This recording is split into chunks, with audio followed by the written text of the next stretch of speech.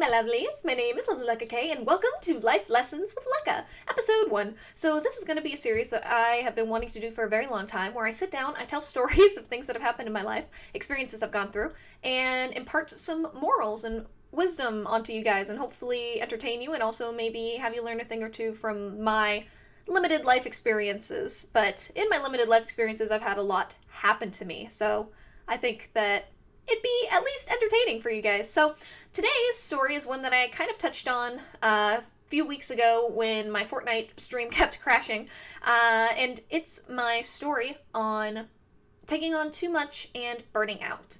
So when I was in my senior year of high school and I was just finishing to go into college, I was very bound and determined to become an elementary school teacher. That's what I wanted to have my degree in. I wanted to be specifically a special needs teacher so that I could help all the special needs kids and do that with my life, because I had always volunteered in the special needs room at my school, and I just like helping people with disabilities so that they can have a better life and just be a little more fortunate, because they get overlooked by a lot of people and looked down on. So I was super passionate about going into that.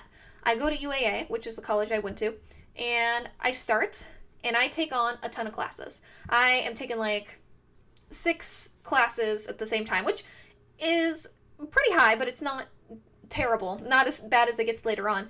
And I continue to take these classes, and my school keeps changing my classes on me. So instead of a class that should have been offered in the spring being offered in the spring now, that now it's been changed and is only offered in the fall. So you have to wait an entire other semester in order to get to that class.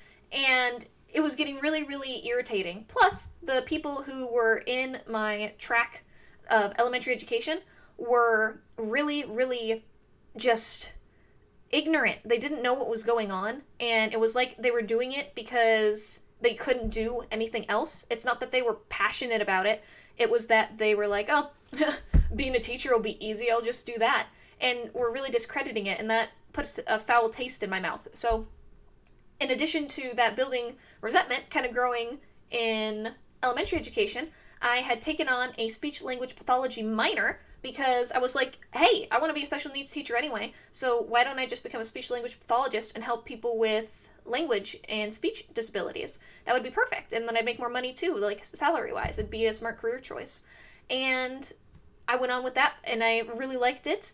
And everything was hunky-dory until I realized that in order to graduate in 4 years, because of all of the classes that my college had been changing on me, it was going to take me loading up on a lot of classes and doing summer school in order to catch up so I could graduate in time. Because I had scholarships, but they were only good for 4 years. And I didn't want to extend it out and do college for 6 years and then have to pay for a bunch of it, so I had to get it done in that time frame. So that meant I had to do a lot of work. And I am in summer school, I do spring semester, I do fall semester, and I do this straight for 3 years. And I do that for pretty much 3 years, so I'm going to school constantly, nonstop. I'm never not in school. And it was really tiring, especially when I was growing resentful of my original degree. And about this time, when I was growing quite resentful of it, I decided I wanted to take a class that would take my mind off of the awful responsibilities that I needed to for my other classes, and just do something fun, because all I can do is school. So I decided to take up Japanese, and I fell in love with it. I loved the language, I loved the culture, I loved the challenge of it. It's like figuring out a puzzle. It's just very, very fun to say and learn and read. So I took more classes of Japanese, and then eventually I liked it so much that I had to become a major. And at the time, I decided I was going to double major in Japanese and elementary education with my minor in speech-language pathology, because I had already done all of those things up to that point. So I didn't want to discredit all of the classes I had taken prior by just saying, I'm going to drop the degree and then just lose the 2.5 or 3 years of project progress that I had made. And I was like, you know what, I'm just going to power through and I'm going to do it. But the problem was, elementary education had its own college prerequisites that it required that I'd already done, and Japanese had a completely separate qualification and requirements that I had to do that I had not even touched upon because it didn't overlap with my other one. They were completely different. And as a result, that meant I had to take a lot more classes. So I'm already going to spring semester for college, fall semester, and summer school. And now, on top of that, I am taking more classes than I had ever taken before and more credits in a semester than I had ever had to have. I had to take a permission slip to the chancellor of the school and get it signed to have him agree that I was allowed to take as many credits as I was taking and that I wasn't going to be drowned in the schoolwork and fall off and die, essentially. So he was like really hesitant to do it, but then he was like, oh, okay, so I see you're trying to take like 8 classes. You're trying to take 23 credits or whatever it was. So that's fine, because you've had A's all your other classes and semesters, so I think you'll be fine. And then there was another semester where pretty much after that one, when I had done 23 credits, I did another semester, like right before or right after it, that had 21 credits, and I think I did another semester of 21 credits. So I think it was just the 2, actually, 23 and 21 credits. Still, that's a lot of classes at the same time that I'm trying to coordinate. And on top of this, at the same time, in Japanese, my teacher wanted me to apply to go to a foreign exchange program and go to Iwate, which I thought would have been really, really cool. To study abroad and do that for a year would be freaking phenomenal. So I was super bound and determined to do that. But little did I know that the school wasn't going to pay for any of it. They were like, hey, we'll provide you this opportunity, but you have to pay us like $14,000 and then you can be a study abroad student.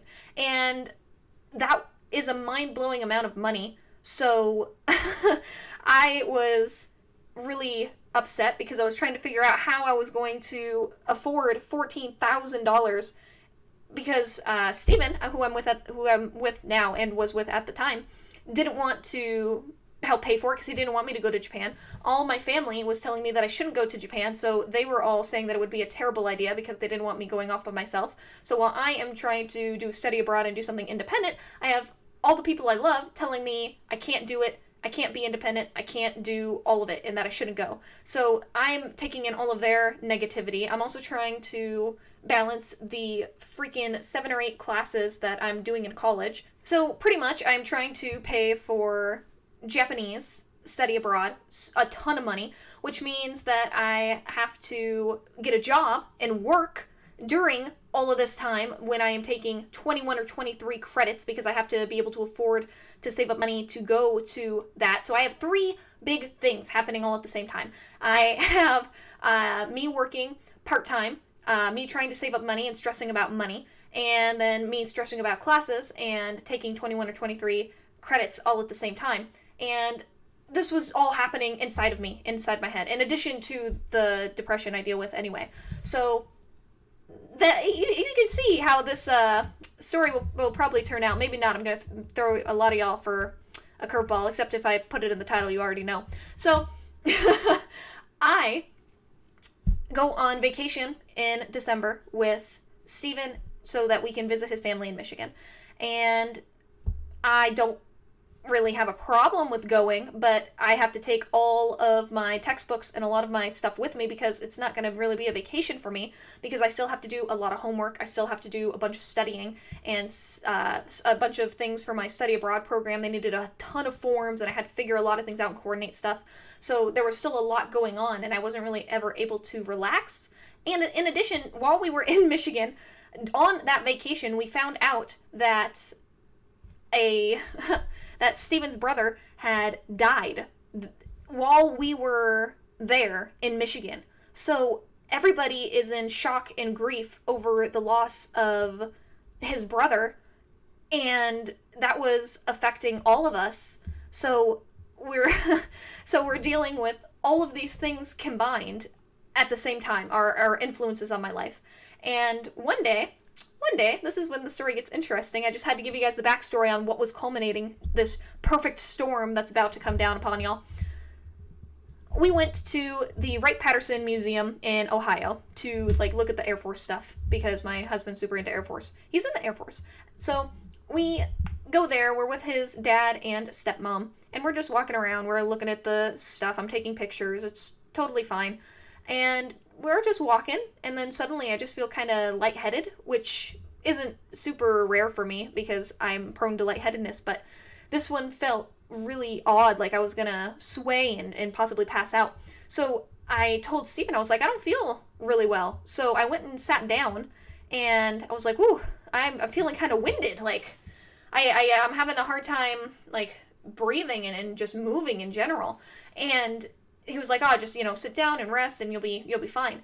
And so I'm sitting in a chair. I'm just sitting there. I'm, like, trying to calm down. I'm like, I'm fine. It's fine. Like, I'll get over it. I'll get up, and then we'll keep moving. But I tried to get up, and I couldn't move. So I was trying to move my legs, and my legs wouldn't work. And that freaked me out. So then I tried to, like, move my arms and hands, and they would, like, barely work. So I told Steven, I was like, I can't move. I'm losing function of my body. And that freaked him out, as it should have. And then his stepmom and dad went to go get the paramedics that were on site from the museum. And while they were gone getting, paramedics for me, I was getting worse. So in the chair, I'm sitting, and I have no control over my legs and arms. So I'm just kind of like a vegetable in a chair right now. And suddenly, I start to lose the ability to see. So my eyes get heavier and heavier, and I can't keep them open, and they just shut. And I can't do anything about it. And I'm like, Steven, I can't even open my eyes. I can't do it. I can't control any muscles in my body right now. And eventually, I got to the point where I couldn't talk anymore. So I lost control of my mouth. I couldn't open it. My jaw locked up, and it got really, really, really tight, and I could not open my jaw anymore. So it was stuck, and all I could do was go, like hum-ish noises, because that's all I could do was guttural sounds. But I could hear. So I can hear anything that's happening. I just can't see, and I can't talk, and I can't move. So essentially, I'm a vegetable. And I get put in a wheelchair. The paramedics had come and put me in a wheelchair. And they were like, we need to get you to a hospital, because now, while I'm in the wheelchair and I can't see or hear or move in any way, I start to have a seizure, and I start to seize and in the chair, and I can't do anything, and it feels awful because I can't control any of my body even when I'm not seizing. And then when I was seizing, I was like freaked out because I'd never done anything like that before. So they rushed me to an ambulance, and I was seizing over and over and over again. The entire ambulance ride to the hospital, I was having a seizure in the back of the ambulance, and the people who were in there thought I was unconscious because I wasn't able to move, and I just kept seizing. So I was able to hear all of their conversations about, like, she's seizing again, like, hold her down, blah, blah, blah. And they were like, what's her name, Alexis? And when they called me Alexis, my name is Alexa, by the way, I got mad because my name is not Alexis, it's Alexa. And when they were like, Alexis, I was like, mm-mm. And the paramedics looked at, I heard him get closer, and he was like, are you awake? I was like, mm-hmm. And he was like, oh, okay. I didn't realize you were conscious. And so he opens my eyelid for me for like 2 seconds. So I see in like just a brief instant the inside of the ambulance, the paramedics, and then like that I'm like strapped down to a table. And that's about it. And then my eyelids close again. He's like, oh, yeah, I guess you are awake. So they get me into the hospital. I keep seizing, and eventually they put me on drugs, and then I get completely passed out. So now I am comatose. I don't even know what is going on. And while they have me on these super crazy drugs, I wake up in the middle of them giving me the anti-seizure medications, and I hear a nurse saying, like, she's seizing again. I guess gave her medication so she wouldn't do that. And I got angry, but I couldn't do anything because I was seizing at that time. But I remember being mad while I was seizing because I couldn't control it. I was like, okay, obviously your medication isn't working if I'm still seizing. It's not good anti-seizure medication. And this all happened in the course of like 5 seconds. I was only conscious for 5 seconds during that thing, maybe. So, and the same thing happened that was in the ambulance. They like opened my eyes for a second. They're like, she's still seizing. And then I was completely out again. So I got to see a very gray and silver, crazy hospital room that I was in at that moment. And I wake up in a hospital bed, and I don't know what they put me on, but it is the weirdest, highest drug I have ever been on in my entire life. I am seeing people moving on walls. Literally, the walls in front of me had things on them that were moving and swaying, and I was trying to realize and make sense of everything that was happening, but I had an immense amount of brain fog because I'm on really high drugs and I'm seeing things that I don't understand, and I'm looking around the room and I'm in a gigantic room by myself, and I realize that I'm hooked up. I'm like, oh, I'm hooked up to like this thing. All right. So then I get out of bed, or the whatever it was that they had me in, and I grab the tubes that were attached to me, and I was like, hello? Hello? And I'm looking around and nobody's coming. So then I just decide that I'm going to go wander the hospital and look for my family because I want to know where my family is. So I am super high on drugs. I can't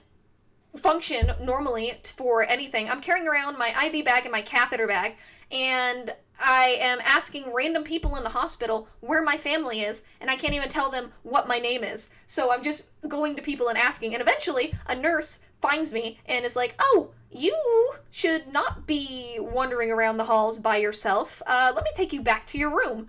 And finally, after I had been taken back to my room by whoever it was that escorted me there, they told Steven and his dad and stepmom about what was happening because they weren't related to me, so they wouldn't tell them a single thing. I wasn't married to Steven, so it was just like he was my boyfriend, and his parents obviously don't have any relation to me blood-wise, so they weren't allowed to tell them anything at all either. So they'd been sitting in the waiting room for like 4 hours, and were hearing nothing. They don't know if I'm still seizing, they don't know if I'm like passed out in a coma, they don't know any of it, and they finally are like, hey, she's looking for you guys, so we'll bring you in.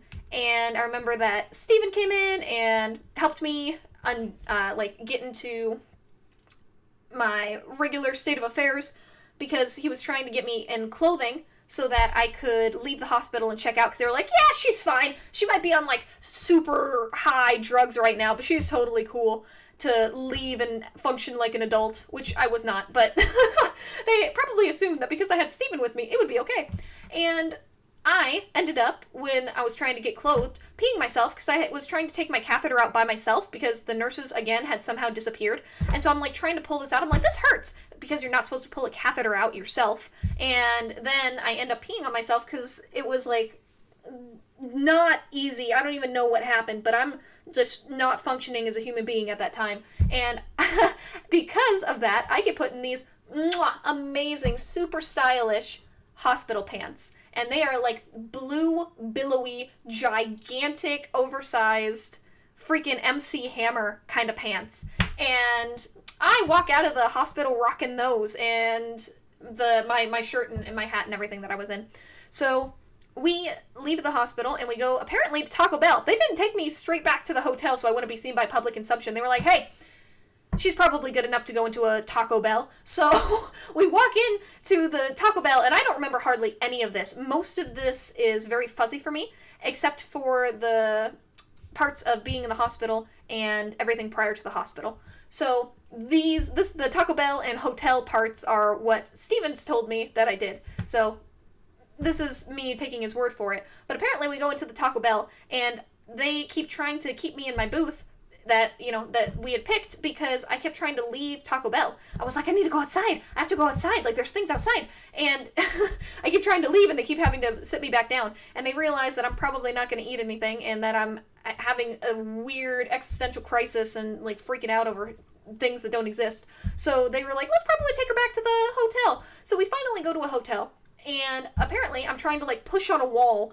to get into the hotel, and Steven just boop, just very gently moves me to where the door is. And I'm like, oh, okay. Like, that works way better than pushing on a wall. And we get to the room, and I want to go swimming. And he's like, you are not in any state to be in water and drowning. So how about we go when you feel better? I was like, okay. And then I was laying back, and I was talking about things that I was seeing on the ceiling, because I was still seeing cartoon characters and all this other crazy things at the time. And he was just like, okay, yeah, you're on drugs, so we'll go to sleep. And so I woke up the next day and I felt much better, and I was wondering why I had a seizure, because that was kind of the whole thing of it all, is why in the middle of a very normal museum visit did I suddenly lose complete function of my body and seize up and had to be taken to the hospital. And what the doctors had told me is that I didn't have epilepsy. I had a stress-induced non-epileptic seizure. And I didn't know until I had a seizure that stress could do that to your body. I didn't even realize I was under that much stress. Looking back on it now, I can clearly see why my body broke down, because I was mentally and physically, not really physically, just like mentally and emotionally abusing it to the point where it couldn't function anymore physically. So, yeah, I can definitely see that now. But after I had that, I was like, oh my god, I don't want to have another stress-induced seizure ever again. I want that to be my only one ever. So I need to figure out what I have to change in my life. And I decided after that time, I really love Japanese. And elementary education was something that I had still been resenting, but I felt like I had to do because I had done so much effort. But after that, I was like, no, done. I'm dropping it. I'm not going to do the classes anymore. I'm not going to finish it. I'm just going to throw it away.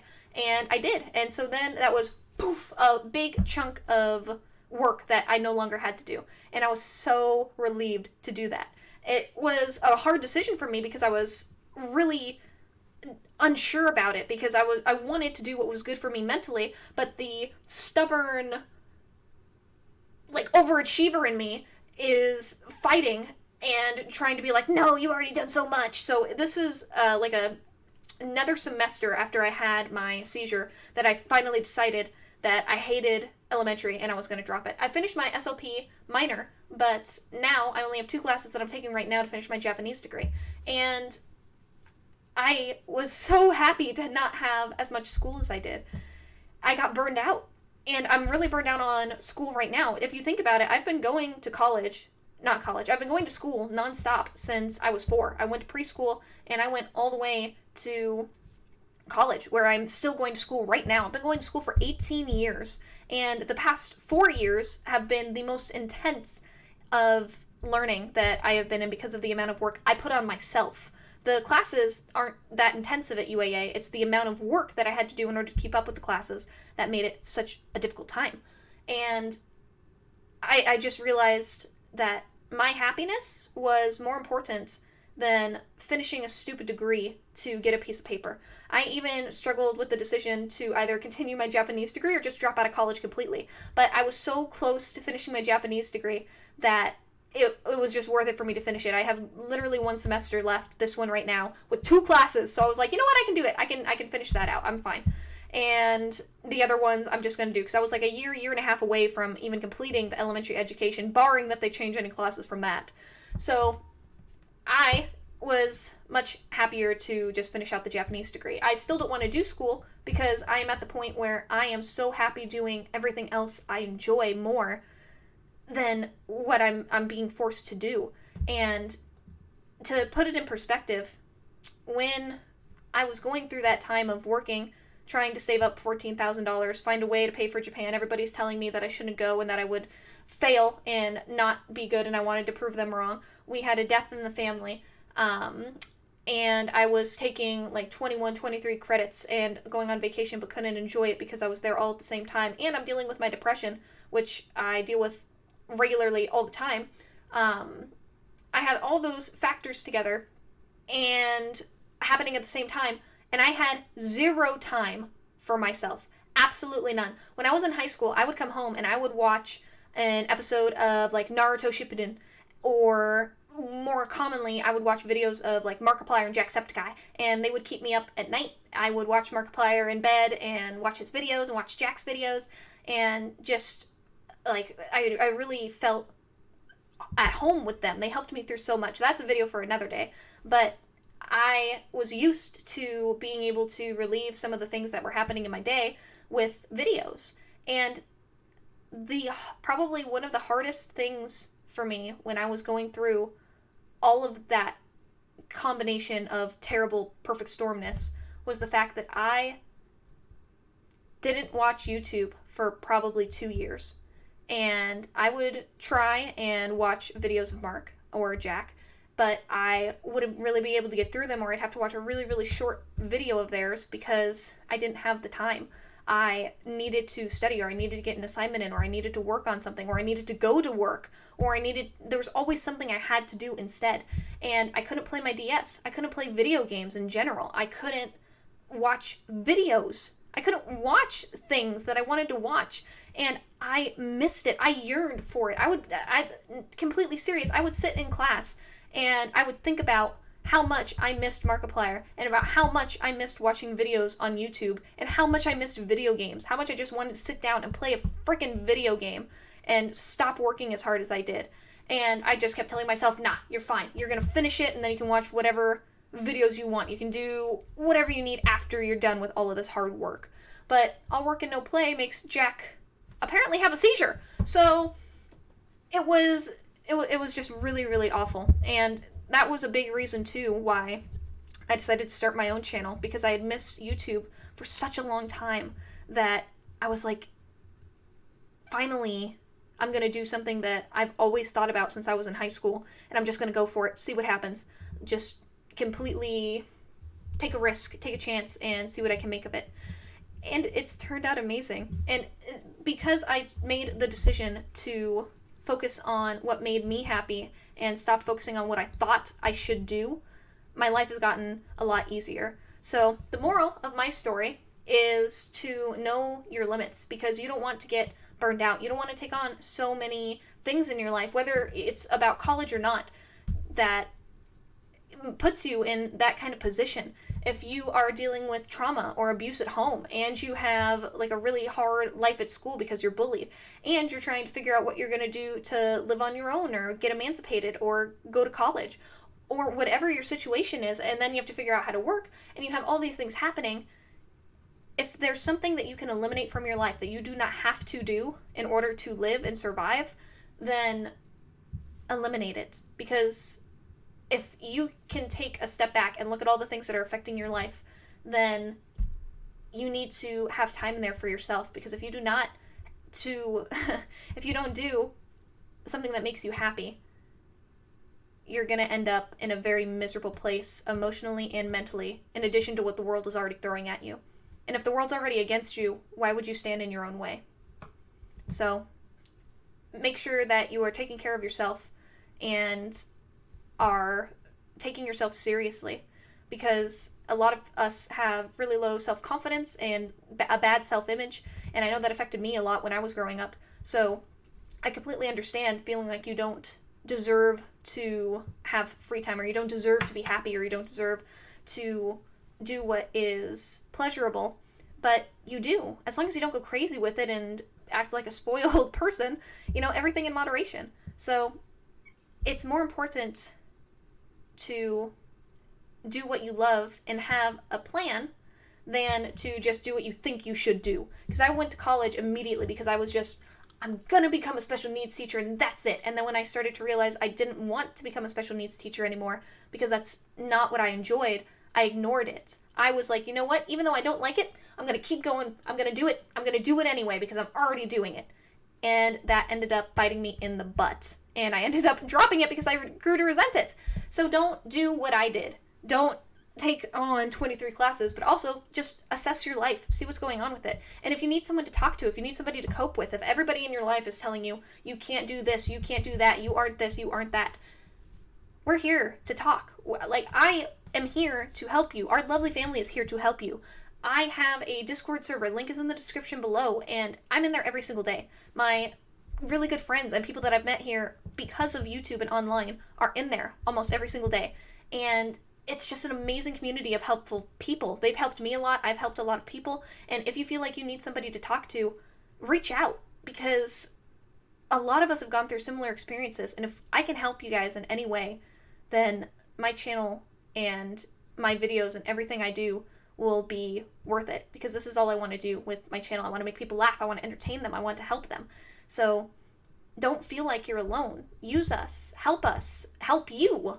And that comes by first being a part of our family and joining our community. So I highly encourage you guys, if you are feeling that way, if you're feeling lonely, to come in, because we welcome everybody and we'll accept you no matter what you are, regardless of your gender, your sexuality, your religion, your race. It doesn't matter. I don't care what it is that other people might be making fun of you or disgracing you for. We'll accept you. We don't care. It's who you are as a person, not what you look like or what you like to do or anything like that. So just reach out. Take care of yourself. Don't get burned out. Don't take on more than you can chew. If you have a gut feeling that something isn't right, that you don't like something and you are dreading doing it every single day, that means you aren't meant to be doing that you shouldn't do that because it's going to wear down on you. Figure out what you enjoy. Take a break. Don't feel like you have to keep going at the same pace or at an even faster pace. You can stop and take a break. You can assess your life. You don't have to keep going all the time. Take time for yourself and just assess everything before jumping headfirst into something. That would be my moral of the story and takeaway from Lovely Lecka K for this first episode. And hopefully this was a good first lesson for you guys. If you enjoyed this episode, then make sure to drop a like down below. And if you guys have suggestions for things you'd like to hear me talk about, I will talk about whatever. I really don't care. Feel free to write it down below and I will make videos on them. Thank you for being here. Don't take on more than you can chew. Don't have a stress-induced non-epileptic seizure.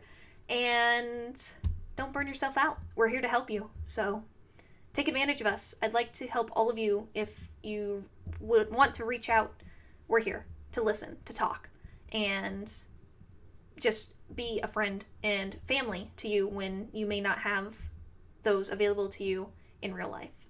But I love all of you, and without taking up any more of y'all's time, I will go ahead and let you beautiful people go. Goodbye, my lovelies. 3, 2, 1, jump!